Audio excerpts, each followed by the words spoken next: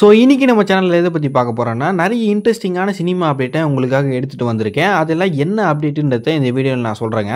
ஆனால் அதுக்கு முன்னாடி நம்ம சேனலில் யாரெல்லாம் ஃபர்ஸ்ட் டைம் பார்க்குறாங்களோ அவங்களுக்கு ஒரு இன்ட்ரோ கொடுத்துருவோமா? ஹாய், ஹலோ, வணக்கம் and welcome to all in the cinematic world. புதுசாக நம்ம சேனலை பார்க்குறீங்கன்னா லைக் அண்ட் சப்ஸ்கிரைப் பண்ணி சேனலை சப்போர்ட் பண்ணுங்கள். இப்போ வாங்க வீடியோக்குள்ளே போகலாம்.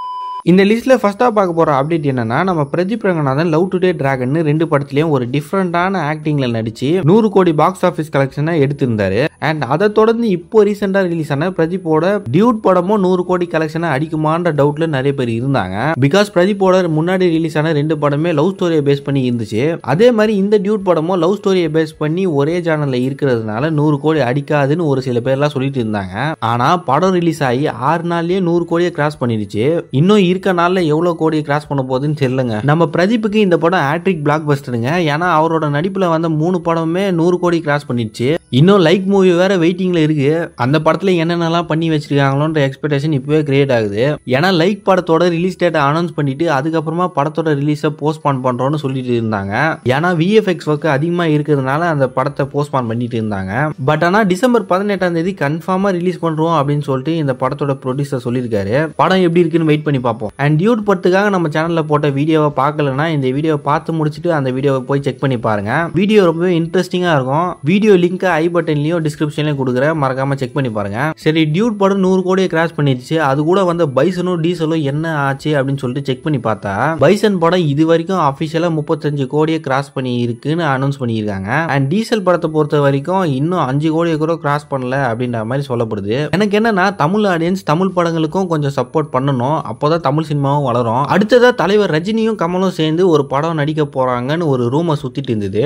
அதை கேட்ட கமலும் ரஜினியும் அது ரூமர்லாம் கிடையாது, உண்மையாவே நாங்க 2 பேரும் சேர்ந்து ஒரு படம் நடிக்க போறோம் அப்படின்னு சொல்லிட்டு சொல்லியிருந்தாங்க. ஆனா அந்த படத்தோட டைரக்டர் யாருன்னு சொல்லிட்டு இது வரைக்கும் ஃபைனலைஸ் பண்ணல அப்படின்ற மாதிரியும் சொல்லியிருந்தாங்க. ஒரு பக்கம் டைரக்டர் லோகேஷ் கனகராஜ் இந்த படத்தை டைரக்ட் பண்ண போறாரு அப்படின்ற மாதிரி சொல்லப்பட்டு இருந்தது. இன்னொரு பக்கம் டைரக்டர் நெல்சன் இந்த படத்தை டைரக்ட் பண்ண போறாரு அப்படின்ற மாதிரி சொல்லிட்டு இருந்தாங்க. ஆனா இப்போ என்ன சொல்லப்படுதுன்னா, டைரக்டர் லோகேஷ் கனகராஜ் சொன்ன ஸ்டோரி வயலன்ஸை பேஸ் பண்ண ஸ்டோரியா இருக்கிறதுனால கமலும் ரஜினியும் அந்த கதையை ரிஜெக்ட் பண்ணிட்டாங்க அப்படின்ற மாதிரி சொல்லப்படுது. அதே நேரம் நெல்சனோட கதை 2 பேருக்குமே பிடிச்சி போய் அந்த ஸ்டோரியை தான் ஃபைனலா நடிக்க போறாங்க அப்படின்ற மாதிரி சொல்லப்படுதுங்க. டைரக்டர் நெல்சனோட படங்கள்லாம் எப்படி இருக்கும் அப்படின்றது நம்ம எல்லாருக்குமே தெரியும். காமெடி கலந்த ஆக்ஷன் மூவியா இருக்கும். ஜெயிலர் 2 ஷூட்டிங்க்கு அப்புறமா இந்த படத்தோட ப்ரீ ப்ரொடக்ஷன் ஒர்க்லாம் ஸ்டார்ட் பண்ண போறாங்க. அண்ட் டைரக்டர் சுந்தர்சியும் ரஜினிக்கு ஒரு ஸ்டோரியை சொல்லியிருக்காங்க. அந்த படத்தோட கதையை பொறுத்த வரைக்கும் ஃபன் ஃபீல்டு ஃபேமிலி என்டர்டெய்னரா இருக்கும் அப்படின்ற மாதிரி சொல்லப்படுது. சுந்தர்சி படங்கள்னாலே காமெடிக்கு பஞ்சமே இருக்காது. இந்த சுந்தர்சி ரஜினி காம்போல வர படத்தை கமலோட RKFI ப்ரொடக்ஷன் தான் ப்ரொடியூஸ் பண்ண போறாங்களாம். So Rajini back to back கமலோட RKFI ப்ரொடக்ஷன்ல நடிக்க போறாரு.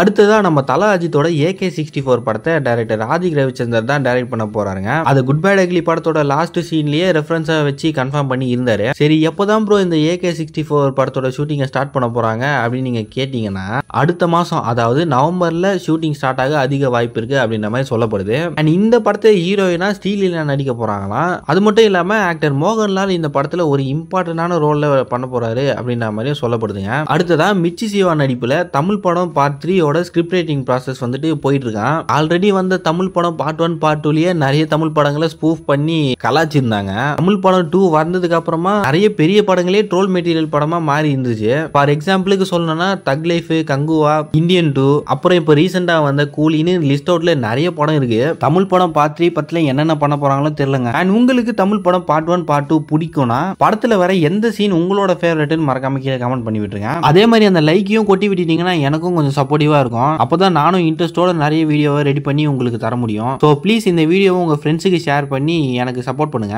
அடுத்ததா டைரக்டர் செல்வராகவன் ஒரு விஷயத்த சொல்லியிருக்காருங்க. என்னன்னா, தனுஷனா நடிச்ச புதுப்பேட்டை படத்தோட பார்ட் 2 ஸ்கிரிப்டையும் கார்த்தியோட 1001 பார்ட் 2 ஸ்கிரிப்டையும் ரைட் பண்ணிட்டு இருக்கேன்னு அபிஷியலா சொல்லியிருக்காரு. புதுப்பேட்டை 2 ஸ்கிரிப்ட் ரைட்டிங் ப்ராசஸ் வந்துட்டு கிட்டத்தட்ட 50% எழுதி முடிச்சிட்டாராம். அண்ட் 1001 ஸ்கிரிப்டையுமே ஆல்மோஸ்ட் முடிச்சிட்டேன் அப்படின்ற மாதிரி சொல்லியிருக்காரு. ஆனா இந்த 2 படத்தையும் இப்போதைக்கு எடுக்க வாய்ப்பு இல்லையாங்க. பிகாஸ் தனுஷும் கார்த்தியும் அவங்களோட ப்ராஜெக்ட்ல பிஸியா இருக்கிறதுனால 3 வருஷத்துக்கு அப்புறமா இந்த 2 ப்ராஜெக்டும் நடக்க வாய்ப்பு இருக்கு அப்படின்ற மாதிரி டைரக்டர் செல்வராகவன் சொல்லியிருக்காரு. அடுத்ததா OTTல எந்தெந்த படங்கள்லாம் எந்த OTT பிளாட்ஃபார்ம்ல வருது அப்படின்றத பார்த்துலாங்க. லோகா சாப்டர் 1 படம் ஜியோ ஹாட்ஸ்டார்ல வர அக்டோபர் 31ஆம் தேதியில இருந்து ஸ்ட்ரீமிங் ஆகும்னு அபிஷியலா அனௌன்ஸ் பண்ணியிருக்காங்க. இந்த லோகா படம் எப்பவோ OTTல வர வேண்டிய படம். இந்த படம் 300 கோடி கலெக்ட் பண்ணிச்சுன்னு OTTல ரிலீஸ் பண்ணாம வச்சுட்டு இருந்தானுங்க. அடுத்ததா தனுஷே டைரக்ட் பண்ணி நடிச்சிருக்க இட்லி கடை படம் வர அக்டோபர் 29 நெட்ஃபிளிக்ஸ்ல ஸ்ட்ரீமிங் ஆகும்னு ஆஃபிஷியலா அனௌன்ஸ் பண்ணியிருக்காங்க.